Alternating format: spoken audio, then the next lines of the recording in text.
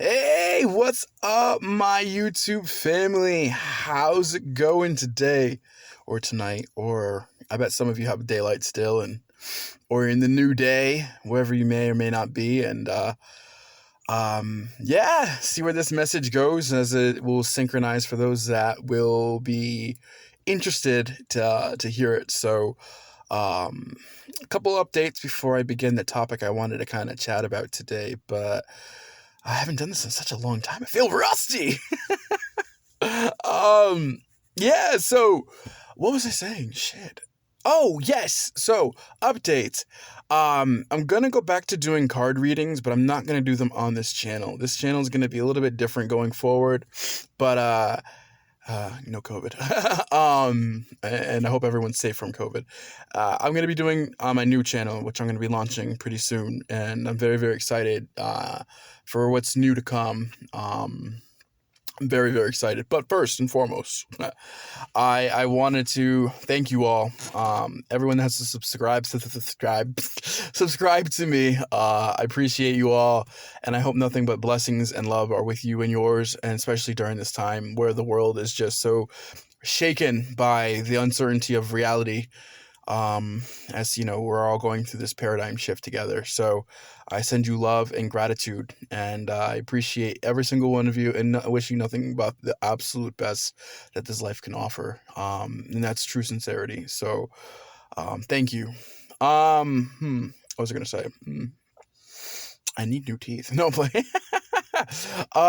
So yes, topic of today: conditional versus unconditional love. So I have been wrangling around with this concept in my head for the past 48 hours since the goddamn full moon in Aquarius, ironically, conjunct my first house and conjunct my own natal moon. So, it was an interesting first seventh house kind of full moon balance between my seventh house and Leo and stuff like that. But basically, I've been wrangling around and I've been talking to a really good friend of mine, our North Star Reflections, and we've been chatting about, you know, conditional versus unconditional love. And so let's dive into it if you're interested. Let's chat about it and make sure to comment in the comments, and I will be responding if you are inclined. But yeah, so conditional love. You know, we hear a lot about conditional love, conditional love, conditional love. I love you if you take out the garbage. I love you if when you move your car or when you plow the snow or rake the leaves or whatever the hell it may be. You know, I love you when, you know, dot dot dot dot dot dot dot, right? And so that is the base model of conditional love. So we are aspiring to leave conditional love and go into what's considered unconditional. I love you regardless of whatever. Okay. I love you for you. I love you because you are love. I am love. What is love? Love. What is love? Baby, don't hurt me. But no, but really, what is love? And so it really comes down to the differences between feelings and love and feelings is synonymous. Are your emotions love? Is your brain chemicals love? Is the way you process love? Is the way you perceive love? Is the way you are love? Are you love? Or am I love? Or are we both love? Or because if we are physically here in reality, whatever this is, right? Um, yeah, whatever it is, right? Whatever this is, are we essentially are fleeting time vessels of organic matter. Um, I matter, you matter, we all matter, right? So, what I've been processing is love ultimately conditional by the human psyche? And the reason why I'm asking this is because I'm the self, you're the self, we are selves, and we will never understand what it's like to be in the physical form of another person. So, we have bonds, don't get me wrong. All right, so flip it forward. We have bonds with people, whether they are within this timeline and structure that we built together, or they are coming from a different timeline, 444, confirming it. That is from another timeline or different era or different reality, whatever it may or not be. So ultimately, we have bonds, but is bonds love? right? So, all right. So let's get down to what is love. Because I think the thing is that as I've done pick a card readings, as I watch pick a card readings, as I look through pick a card readings, as I look through astrology, as I look through everything, right? I've been doing a lot of studying all these years. I can talk to you about anything under the sun, from numerology to human design to, Vedic astrology to astrology, Western astrology to a little bit of Eastern astrology, like everything. Honestly, like I have studied it up and down. Electrochronic astrology, heliocentric astrology. We can talk forever on all these different esoteric levels. The Brahma, the Buddha, Jesus, the disciples, the fallen angels, etc., etc. The Kabbalah, the shit, what's it called? The Book of Enoch. I actually love the Book of Enoch.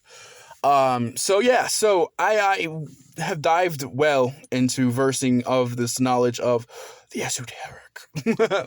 But ultimately, nobody says what the hell love really is. And I think that we have gotten to a place where when you pop on that pick a card reading, whether it's mine or somebody else's, you are not getting a pick a card reading of real love. You're not getting a reading of love. You're getting a reading of infatuation and motives, of intent, of feelings, right? But you're not getting the concept of universal unconditional love. One, I don't think that it's humanly possible to understand the capacity of the depth of universal love. I'm gonna put that right out there. I don't think it's humanly possible to understand the depth of human universal love, because regardless of the situation, it's impossible to understand the emotions and the biochemical reactions and processes and stimulus response stimulus of another person. We can assume, we can kind of understand, we can try to perceive, but everything ultimately boils down to our perception. And ultimately, in my opinion, and I know I've debated this for moons and back, is that ultimately all reality is your subjective perception of what it is and what it's to be and what it was. And ultimately, because of that subjectivity, I can't talk today. Ultimately, you cannot, in my opinion, come from a place of true unconditional love. Because unconditional love is the opposite extreme of what is considered love, infatuation, conditional love, some call it imitation love, whatever it is in your book, the love that's fleeting, right? And I'm a big believer that true love never dies, but then again, what is true love? True love is a perception, it's a truth that I behold. So ultimately, I know as a human being inside this vessel that I could never achieve true unconditional love because I'm a conditional being. I'm only here on the condition that I'm here, right? And I could go deeper into this, and we can say that the trees are giving you unconditional love, and the plants and the animals and everything is unconditional love, and then human, chemically altered things and have these ultimate perceptions or whatever. But I would argue that ultimately, it's impossible to achieve true unconditional love basis on wish fulfillment thinking. And this kind of goes back to the conversation I was having in one of my last videos about, the new age and spiritualism and light and dark, and everything is just, we want to strive, to get rid of the darkness and, what I mean, like bring the light forth. And there goes the darkness, and ultimately it's an illusion, right? Because I'm still here regardless if the light's on or if I'm in complete darkness. I'm still present because of the condition that I'm still witnessing reality from my perception of my belief, rather, of the existence that I have. So I know I'm like looping around and talking in circles, and I apologize for that. But basically what I'm trying to boil down and say is that true unconditional love is going to be very hard to achieve when you are from a conditional mindset, from a conditional subjectivity that you have that perception of. Therefore, how you perceive the word unconditional would be very different from how I perceive unconditional, let alone the concept of love. because I come from a place of my own understanding, my own environmental backgrounds, my own psychology, my own sociology, my own biochemical reactions, and my own astrology. I come from my own well-versed creation of that I am, and you do too. So ultimately, how can we get to this pinnacle of perfection when it can never exist? Because everything is based on the levels of subjectivity that you behold, that I behold, that we will always behold, but will never be truly universal because it's unperceivable. Ooh. So ultimately, unconditional love is a farce. So isn't the concept of self-love. And what I mean by self-love is not taking care of yourself. You can definitely take care of yourself and invest into yourself. That's self-investment. That is self-worth. Yes, do that. Always. Because no one can tell you your worth but you. But the problem is the moment I start saying I don't have enough self-love, you're already reshaming yourself. You are saying to yourself that you're not good enough for loving yourself. Why would you then put those shame shackles onto you and tell yourself you're not good enough for you when you are you? That makes no sense, right? How can you tell yourself you're never good enough if you are you? You're meant to be you. You need to be you as you always were to be you as you are now. Woo! Time vortex. Love of yourself is a conditional sense because you are in a conditional vessel, but the truth of the investment of that action, of their perception, will ultimately determine how you will take care of yourself in your conditional timing. Right? So ultimately, when you invest into yourself, you will have increase of responsibility to yourself, right? And you will ultimately, because of that responsibility, screen in what is worth it to you and what is not. So when it comes down to the pinnacle of love and finding this love romance and all this stuff of that is a belief system ingrained into a physical manifestation of thought. So you, like for instance, I watched this movie the other night, and it was like this really true good love story, right? But at the end of the day, was it really love, or was it the belief that this is what love looks like? And because this is what love looks like, therefore I need to emulate that in my own existence. I need to emulate that exactly T by T, and that perception based off of my perception, based off my belief system and my value system. So it's all wonky. It all ties together and ultimately comes always back to you and how you fundamentally look at things, how you fundamentally kind of perceive your perception. But know that you ultimately decide what love really is for you, whether it's conditional, unconditional, whatever it is under the merit of the wording love. You create the wording, you create the belief system behind that wording, you create the energy behind that word, and you therefore manifest your reality based off the perceptions that you believe things to be. Therefore, if things are not in the right alignment to you, then that's a belief system that you must change within by understanding the fundamental fact that you are the one that created the power within it. You are the one that gives the juice, the batteries to the wording, the powers to your spells, the power to everything that you do in life, the manifestation, the energy. You are the one that ultimately is the compass to yourself. But that doesn't mean that there's necessarily a wrong answer. It just means that you're illuminating different aspects of what you believe. So ultimately, no matter where you are in your journey, it doesn't mean that is a wrong place or that's the right place. Ultimately, it's for you to decide. And how you use the power of your understanding and wisdom will allow you to guide you to what you seek. So ultimately, it's about you and your values and your beliefs coming together to understanding the power behind each word, which equals the power behind your life, and ultimately how you perceive things, because everything is through a perception filter. So if I understand the word love, whatever it means to me in my belief systems and ingrained systems and reinforcement and negative reinforcement and punishment and everything else that comes in the line, whatever is in that word love, that whatever it is, that's the definition I hold. That's the definition I give power to. That's the belief I give power to. Therefore, there it is manifested in my life right before me. So in order to say I want to change things, it ultimately comes down to how I activate that word and how I activate the belief systems behind who I am or what I believe. So I don't know if anyone's following me, but it's a big myriad of convolutedness. Ultimately, keep it short. It's you. Everything is you. Matter is an illusion. Atoms are illusion. Illusion. And you are a timeless vessel within a time box of the perception of who you believe you are. And that belief system will guide you to the life you manifest. Ooh. Got that done in 15 minutes and counting.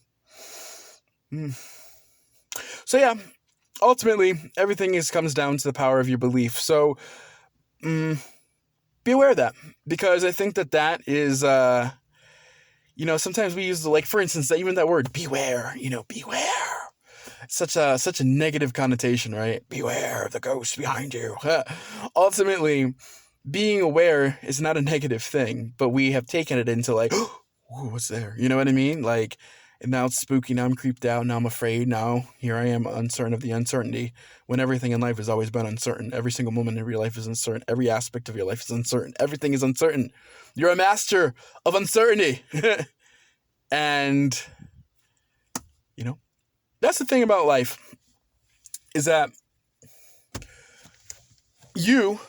I'm talking to you right now in the camera, you have already accomplished everything that you ever wanted.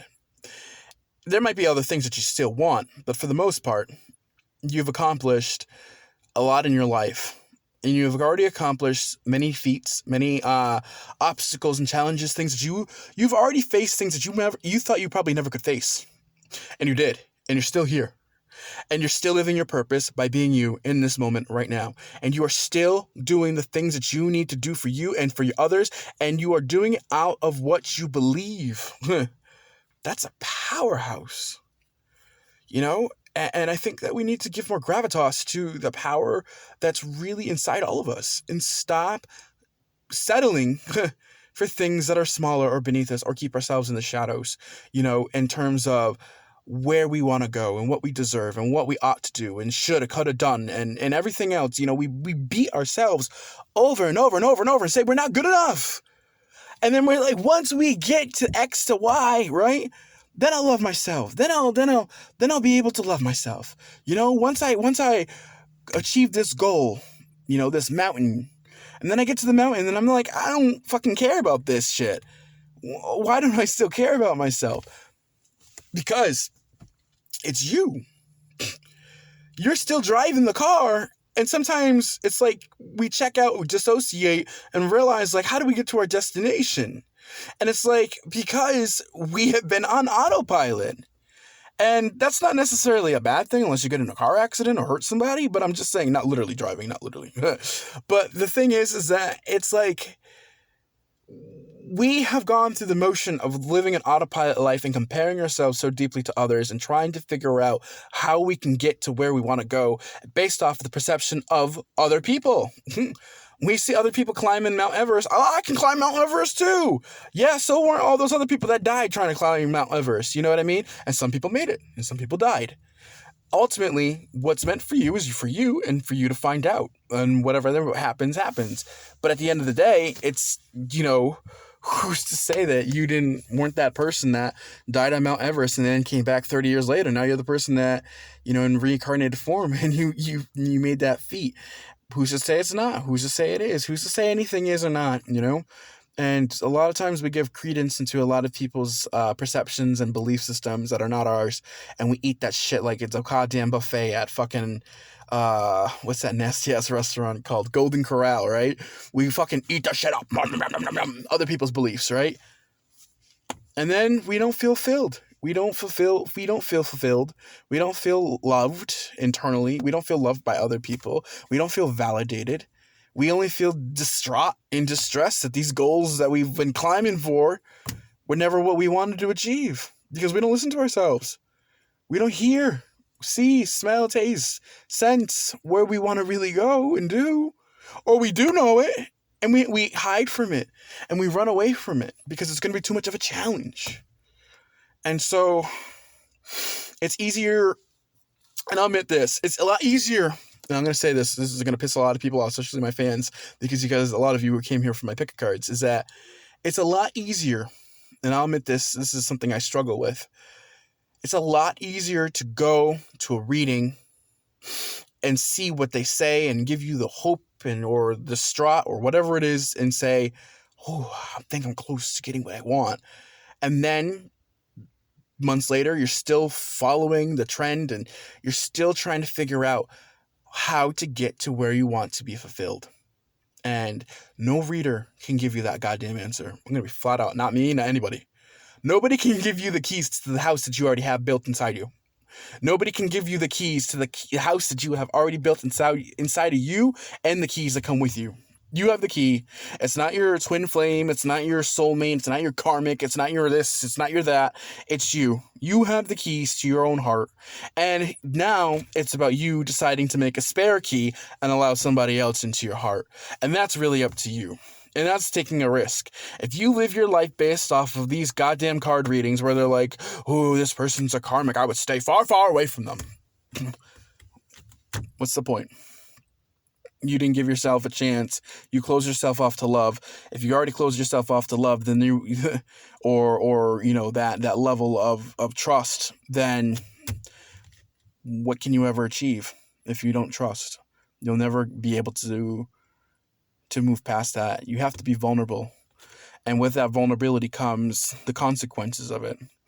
But as some would say, it's better to live with love, or better to, you know, whatever that statement from Shakespeare, whoever Shakespeare was, you know, it's better to love. Oh my God, you guys are saying it right now. I know you are. You guys are saying it and I still can't say it. It's better to live in love than to die alone or whatever.